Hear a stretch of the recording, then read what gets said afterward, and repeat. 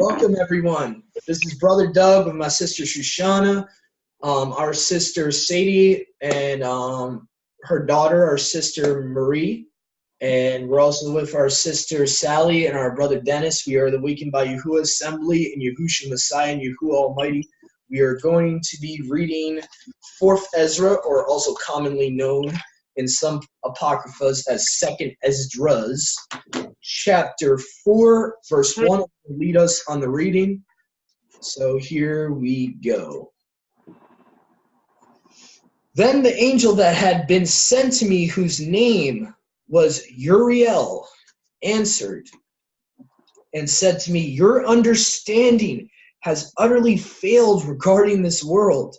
And do you think you can comprehend the way of the Most High?" Wow, this sounds a lot like Job. Then I said, "Yes, my master." And he replied to me, "I have been sent to show you 3 ways and to put before you 3 problems. If you can solve one of them for me, I also will show you the way you desire to see and will teach you why the heart is evil." I said, "Speak on, my master." And he said to me, "Go weigh for me the weight of fire, or measure for me a measure of wind, or call back for me the day that is past." I answered and said, "Who of those that have been born can do this, that you ask me concerning these things?" And he said to me, oh, just a note, this is Uriel speaking to Ezra right now, who is the same angel in the book of Enoch. For those that don't know about the book of Enoch, this is the same angel that pretty much, shows Enoch heaven and all that. So, kind of interesting. Who of those that have been born can do this, that you ask me concerning these things? And he said to me, if I had asked you, how many dwellings are in the heart of the sea, or how many streams are at the source of the deep, or how many streams are above the firmament, the waters above the waters, or which are the exits of Sheol, hell, or which are the entrances of paradise? Perhaps you would have said to me, now, and then this is another interesting thing too. So you have paradise also being as a metaphor for, a different part of Sheol, like we talked about a couple weeks ago. Basically, is the heir apparent of Abraham's bosom in the New Testament. So it's like a compartment in the grave for the righteous. But anyway, perhaps you would have said to me, I never went down into deep, nor as yet into Sheol, neither did I ever ascend into heaven. But now I have asked, but now I have asked you only about fire and wind and the day, things through which you have passed and without which you cannot exist. You have given me no answer about them. And he said to me, you cannot understand the things with which you have grown up. How then can your mind comprehend the way of the Most High? And how can one who is already worn out by the corrupt world understand incorruption? When I heard this, I fell on my face and said to him, it would be better for us not to be here than to come here and live in unrighteousness and to suffer and not understand why. He answered me and said, I went into a forest of trees of the plain, and they made a plan and said, come, let us go and make war against the sea, that is, may recede before us, that we may make for ourselves more forests. And in like manner, the waves of the sea also made a plan and said, come, let us go up and subdue the forest of the plain, so that there also we may gain more territory for ourselves.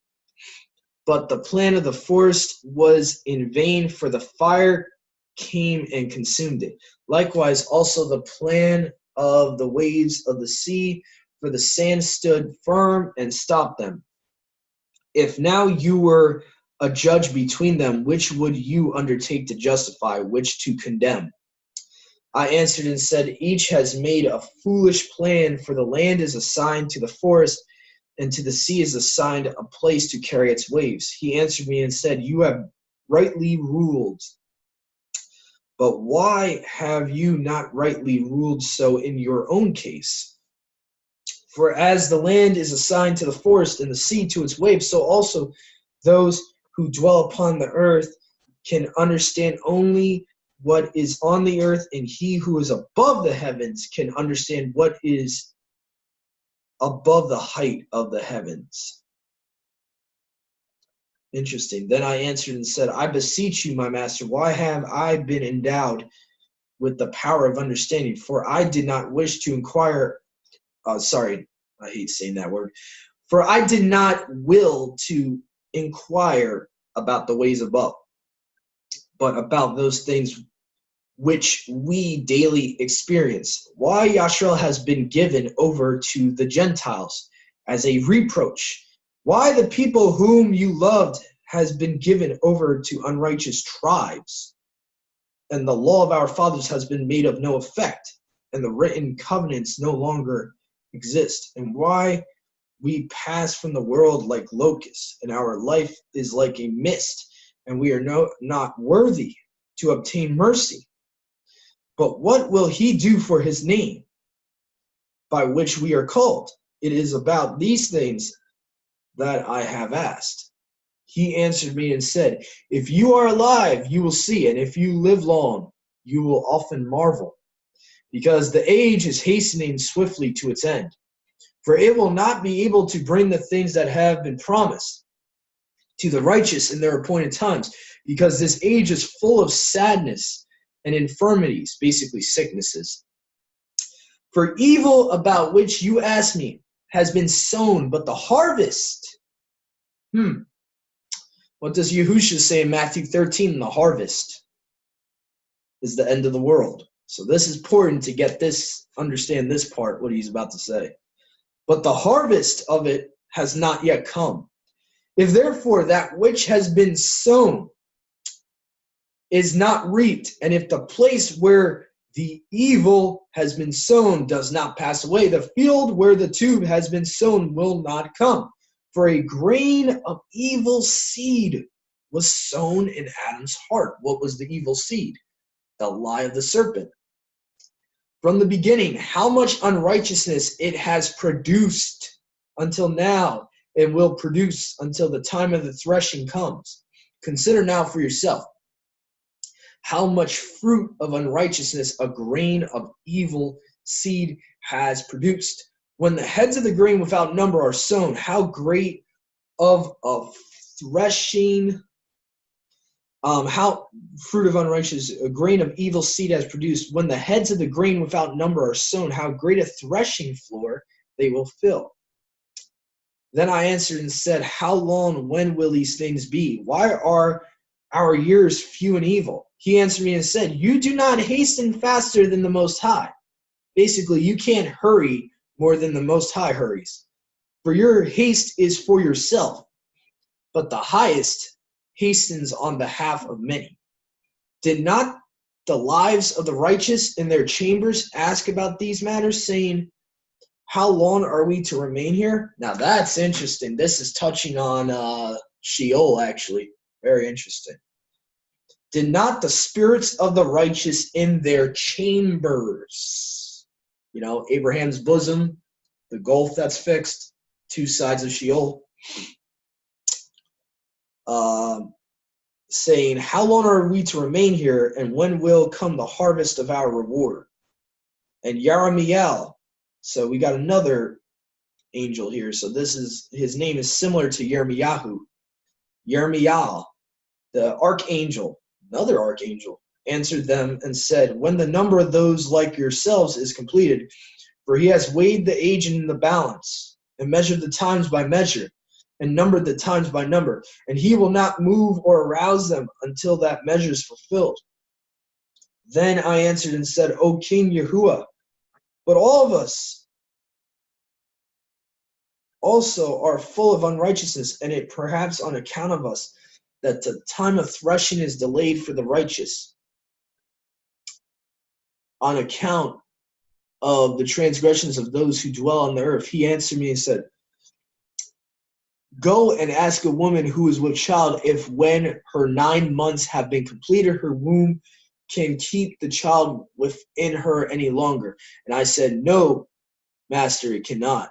And he said to me, in Hades, or she, again, these are Greek terms replaced for what is known as Sheol. Just keep that in mind. In Sheol, the chambers of the spirits are like the womb. It's interesting. For just as a woman who is in travail makes haste to escape the pains of birth, so also do these places haste to give back those things that were committed to them from the beginning. Then the things that you desire to see will be disclosed to you. Now, just for people that are new to this, new to the scriptures, what he's talking about is what time remains before the resurrection, basically. The catching away, basically.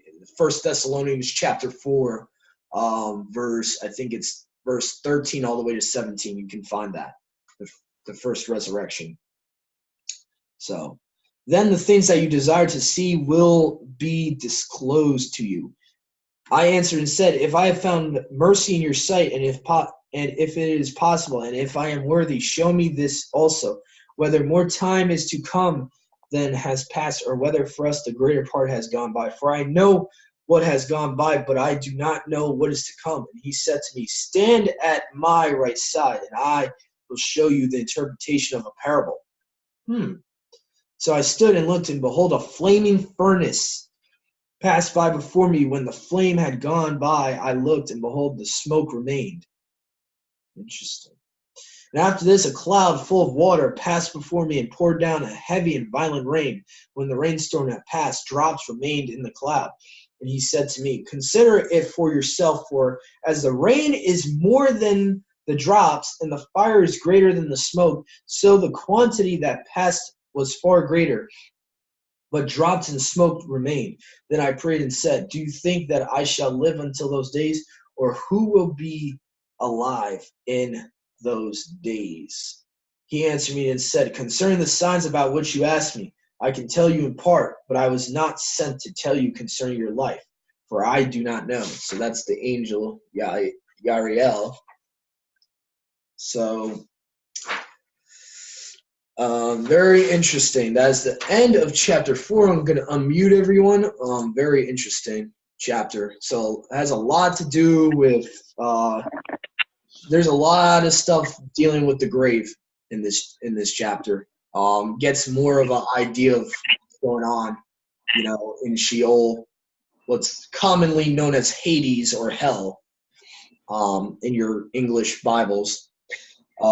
Another thing, I did want to correct myself. There's a verse here that talks about hell, and then it talks about paradise. I'm going to correct myself because I think Yahuwah reminded me. He's just reminded me just now that paradise is another name for Eden. So that's actually talking about the Garden of Eden. So just wanted to correct myself. But there's a lot of stuff here, basically talking about the end of the age, the harvest. A lot of stuff. So I don't know if you guys have anything to add. I mean, there was a lot.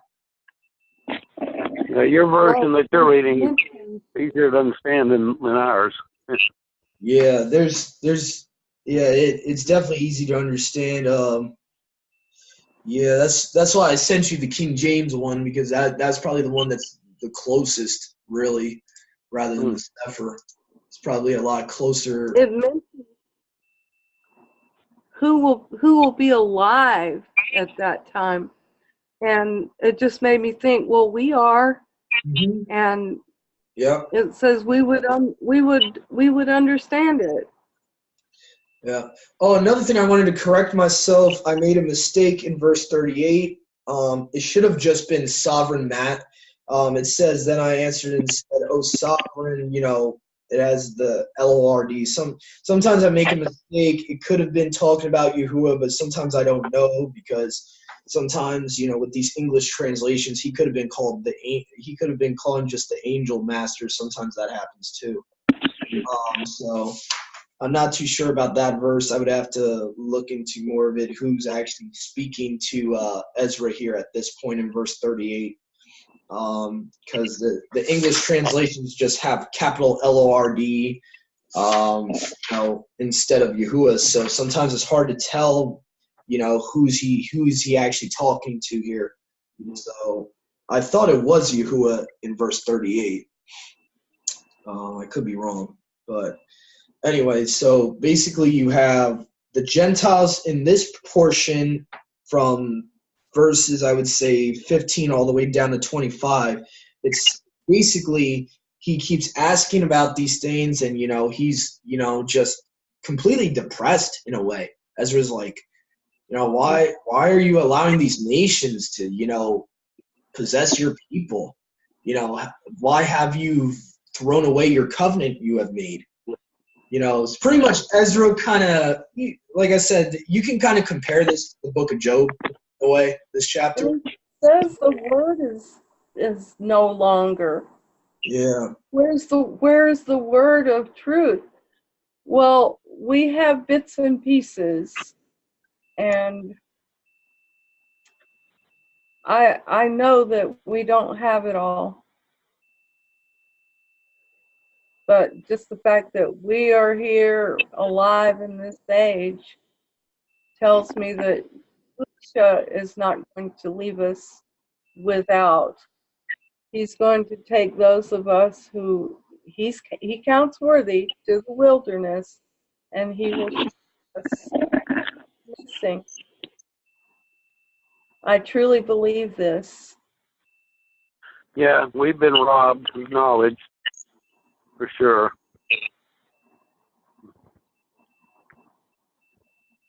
Not much longer.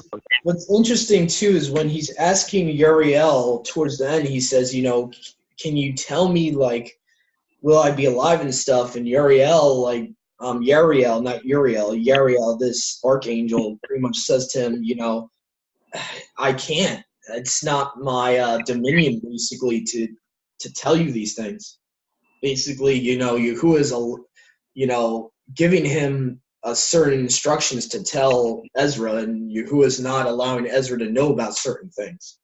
Because really, it's not. There are certain things where Yahuwah is like, there's certain things where it's better off for us not to know about certain things. And, so it's kind of like there's a happy medium in between things that we need to know that have been held back from us by the elite, and things that we don't need to know, the knowledge of, the tree of learning, the knowledge of good and evil, for example. There was probably stuff that Adam and Eve learned from that, taking the fruit of that tree they weren't supposed to be learning. So, Yeah. They're on a need-to-know basis. Yeah. We with Yahuwah are on a need to know. The way Yahuwah always wanted it was us to be with him in the garden. He can tell us whatever we need to know. And Adam and Eve, all they had to do is ask Yahuwah about something. And if it was something beneficial for them to know, Yahuwah would tell them. Except her name was not Eve. Yeah, Hua. Her actually correct original Hebrew name was Hua.